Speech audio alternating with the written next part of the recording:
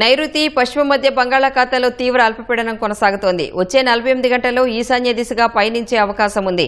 తీవ్ర అల్పపీడనానికి అనుబంధంగా ఉపరితల ఆవర్తనం కొనసాగుతోంది.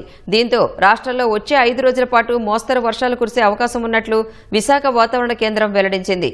మరోవైపు ఈ నెల 16 నాటికి నైరుతి రుతుపవనాలు అండమాన్కు చేరుకునే అవకాశం ఉందని అధికారులు చెబుతున్నారు.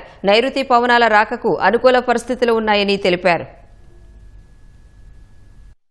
ప్రస్తుతం ఉన్న సంవహన వర్షపాత పరిస్థితుల వల్ల రాష్ట్రంలో రాబోయే 5 రోజులు కూడా చెదురుముదురుగా తేలికపాటి జల్లులు, ఉరుములు, మెరుపులు కొనసాగే అవకాశం ఉంది. కోస్తా జిల్లాలపై 1-2 చోట్ల 40 నుంచి 50 కిలోమీటర్ల వేగంతో ఈదురుగాలులు 1-2 చోట్ల వీచే అవకాశం ఉంది.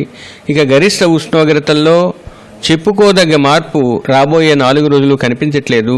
కానీ 5వ రోజు తర్వాత 7వ రోజు లోపల ఈ గరిష్ట ఉష్ణోగ్రతల్లో క్రమేపీ పెరుగుదల కనిపించి 2 నుంచి 3 డిగ్రీల గరిష్ట ఉష్ణోగ్రత పెరిగే అవకాశం కనిపిస్తుంది. రాష్ట్రంలో ఉన్న ఉష్ణోగ్రతలు సాధారణ స్థాయి కన్నా అధిక ప్రాంతాలలో తక్కువగానే నమోదయ్యాయి.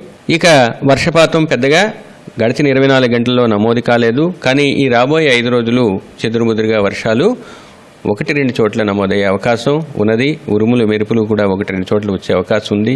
ఇక 40 నుంచి 50 కిలోమీటర్ల వేగంతో ఎదురుగాలు వీచే అవకాశం ఉన్నది.